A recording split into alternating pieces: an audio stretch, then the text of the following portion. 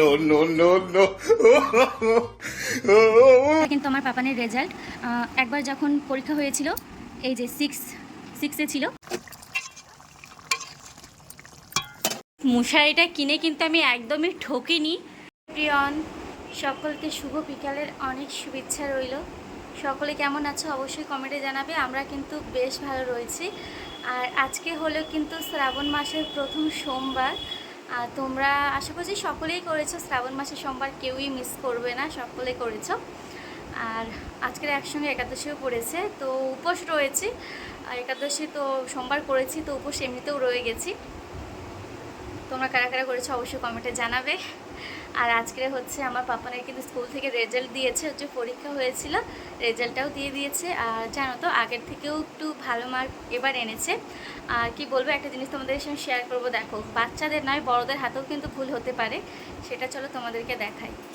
এটা কিন্তু আমার পাপানের রেজাল্ট একবার যখন পরীক্ষা হয়েছিল, এই যে সিক্সে ছিল, এবার কিন্তু ফোরে আছে। মানে 250 মার্ক পরীক্ষার মধ্যে 245 মার্ক পেয়েছে ওর, দেখতে পেয়েছো তো। বড়দের হাতেও ভুল হতে পারে, সেটা তোমাদেরকে কেন বললাম, কারণটা হচ্ছে এই যে দেখো, আমার বাড়ির রেজাল্টটা নিয়ে এসে রেজাল্টটা সকলের হাতে দেখার সময় বড়দের হাতে মানে ঠাম্মি আর বাবার হাত লেগে কিন্তু এটা ছিঁড়ে গেছে। তো ভীষণই খারাপ লাগছে। বড়দের হাতেও ভুল কিন্তু কেমন হয় দেখো, বুঝতে পারিনি একজন ধরেছে আর একজন ধরে দেখার জন্য টানতে যাচ্ছিলো, একজন যে জোরে ধরেছে বুঝতে পারিনি। তো যাই হোক, এটা আমাকে খুবই সাবধানে ঠিক করতে হবে। না কিভাবে ঠিক করব, প্রচণ্ড খারাপ লাগছে গাইস, কি বলবো। যখন জমা দেব সকলে ভালো মার্কশিট কার্ডটা জমা দেবে, আমি এরকম দেবো, আমার প্রচণ্ড খারাপ লাগছে। আমি বাড়িতে এসে যখন এরকমটা হলো, আমি কিছুক্ষণ মানে কি বলবো, এতটা বাজে অবস্থা, এতটা খারাপ লাগছিল, আমি কি বলবো। আমি যে কেমন করে যে স্যারের কাছে দেবো আমি নিজেও বুঝতে পারছি না, আমার প্রচণ্ড খারাপ লাগছে। তো কিছু করার নেই, একটু ব্যবস্থা করছি, দেখি কি হচ্ছে, 18টা দিয়ে কিছু করা যায় কি না। খুবই খারাপ লাগছে, বলে বোঝাতে পারছি না। তো ভেবেছিলাম ব্লগটা স্কুলতে আসার পরে ওর রেজাল্টটা দেখে শুরু করব, যেহেতু সকালবেলা সময় পাইনি। বাড়িতে যেন আমাদের মন্দির রয়েছে, রাধাকৃষ্ণ মন্দির, আমার শিবলিঙ্গটাও প্রতিষ্ঠা করা রয়েছে, ওখানে পুজো করার পরে আর ঝটপট করে আর আমি ব্লগটা শুরু করতে পারি না। সকালের মন্দিরে প্রচণ্ড কাজ থাকে, রান্নাবান্না, তারপরে নিচে এসে রান্নাবান্না, চিকুকে খাওয়ানো গুছানো, প্রচুর কাজ থাকে। তো ভেবেছিলাম ওর রেজাল্টটা নিয়ে এসে ব্লগটা শুরু করব অনেক আনন্দেই ছিলাম। ভালো মার্ক আমার ছেলে পেয়েছে, কিন্তু এই যে বড়দের হাতে এই ভুলটুকু হয়ে গেল, তো কী করব বলো। তো এটা ভেবে খারাপ লাগছে যে আমি স্যারের কাছে কেমন করে এটা দেব, প্রচণ্ড খারাপ লাগছে, একটা বাজে অবস্থা তৈরি হয়েছে।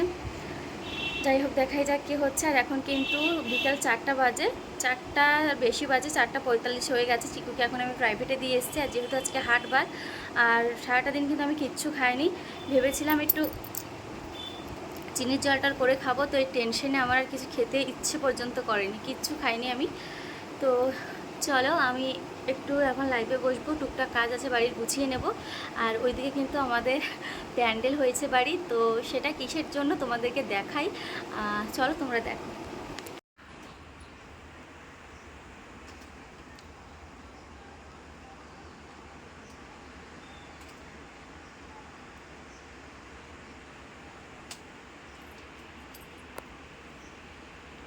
গাইস, তোমরা দেখেই নিয়েছো কিসের জন্য প্যান্ডেলটা হয়েছে।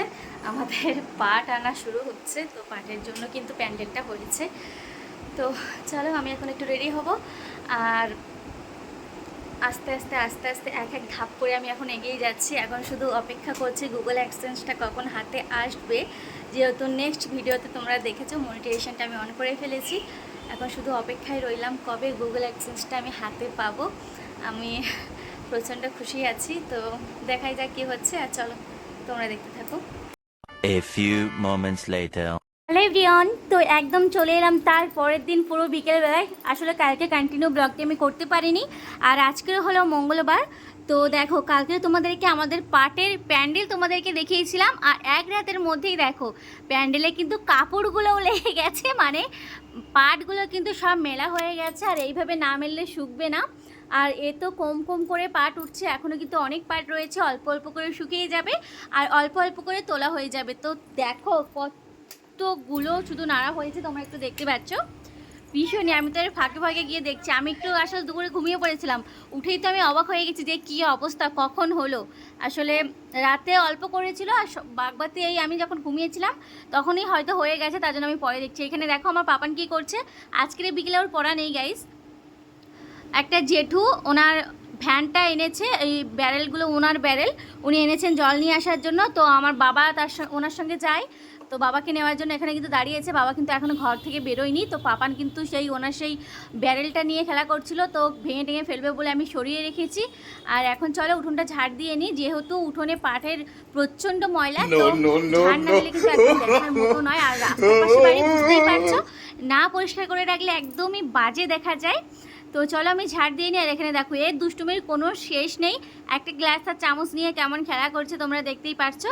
আর এ কিন্তু যেই জেঠুটার ভ্যান, ওনাকে কিন্তু ভীষণ ভয় পায়, কীভাবে দৌড়িয়ে গেল তোমরা গাইস দেখতে পেয়েছো দৌড়নোটা। তো এখানে দেখো প্রচণ্ড কান্না করছে, কারণ হচ্ছে ও ভ্যানে করে যাবে নাকি ওর দাদুর সঙ্গে জল আনার জন্য। দেখো ভীষণই কান্না করছে, ওকে একদমই সামলাতে পারছি না। আর ও যখন রাগ করে জানো তো কী করে, সমস্ত জিনিস ফেলে দেয়, হাতের কাছে যা পাবে সেটাই ফেলে দেয়, এতটা রাগ ওর। তো ফাইনালি কিন্তু বাবা ওকে নিয়ে যেতে বাধ্য হচ্ছে, কারণ ও এতটা দুষ্টুমি করছে, এত কান্না করছে, ঘরের জিনিস এখানে ওখানে ফেলছে। আরও কান্না করলে শুয়ে পড়ে সেখানে, সে দেখে না যে বাইরে উঠোনে না নোংরার মধ্যে না ঘরে, কোথাও দেখে না।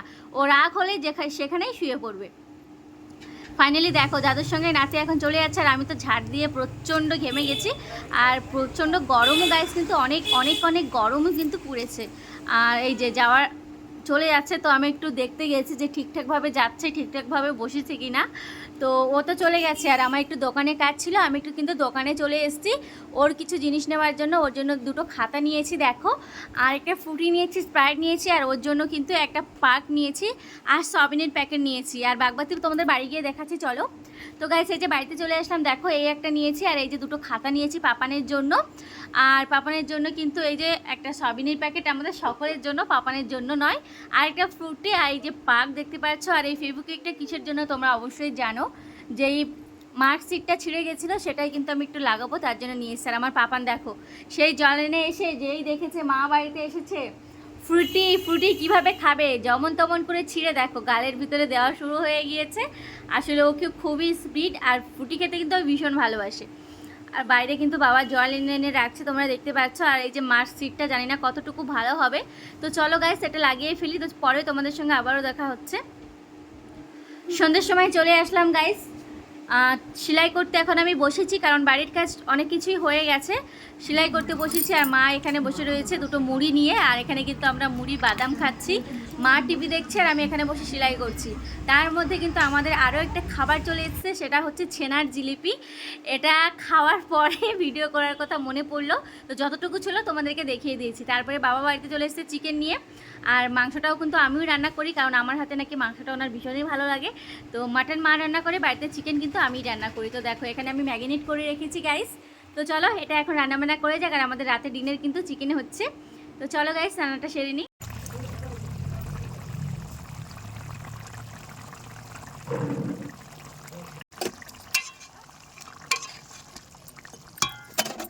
চলে এলাম খাওয়া দাওয়ার পরে। তো শুধু খাওয়া দাওয়াই নয়, খাওয়া দাওয়ার পরে মায়ের কাছ থেকে দেখো মাথায় ঝাপ ঝাপ করে তেল দিয়ে নিয়েছি।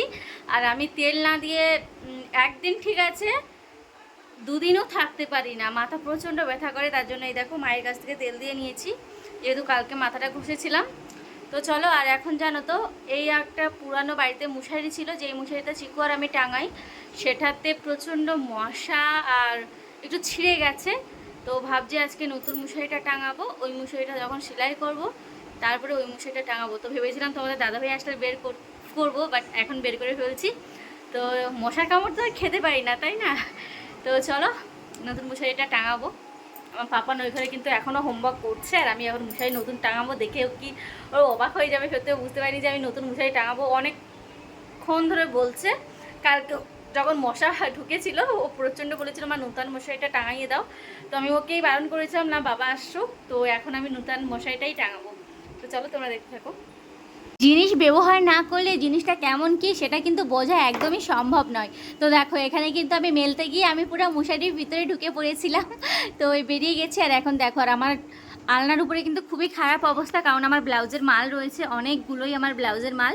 এগুলো না দিতে পারলে হচ্ছে না, আর এগুলো দিয়ে ভাবছি এবার একটু বন্ধ দেব, কারণ এখন আমার একটুখানি কিন্তু পেটে আবার সমস্যা করছে। তার জন্য মশারিটা কিনে কিন্তু আমি একদমই ঠকিনি। কি বড় গাইস মশারিটা দেখো, ভীষণই বড় মশারিটা, ভীষণই বড়, ভীষণই বড়। একদমই ঠকিনি, খুব সুন্দর হয়েছে কিন্তু মশারিটা, ভীষণই সুন্দর হয়েছে। দেখো কত উঁচু হয়েছে, আরও উঁচু হবে, এখনও নিচে কত কাপড় বাকি আছে দেখতে পাচ্ছ, আরও নিচু হবে, মানে একজন দাঁড়ানো যাবে, একজন দাঁড়িয়ে ওঠা যাবে, এই মশারির ভিতরে কেউ দাঁড়াতেও পারবে এমন। দেখো খুব সুন্দর হয়েছে গাইস, দেখতে পাচ্ছ গাইস। চলো এখন চিবুকে নিয়ে ঘুমিয়ে পড়বো, 10টার অনেক বেশি হয়ে গেছে, আর মাথায় তেল দিয়েছি, কেমন একটা লাগছে না, তো কোনো ব্যাপার নয়, আমি যেরকম সেরকম, তোমরা আমাকে অনেক ভালোবাসো আমি জানি। তো চলো সকলকে টাটা, গুড নাইট, সকলে ভালো থেকো, সুস্থ থেকো। কালকের একটা নিউ ব্লগ ভিডিও নিয়ে আসছি, তো চলো সকলকে টাটা।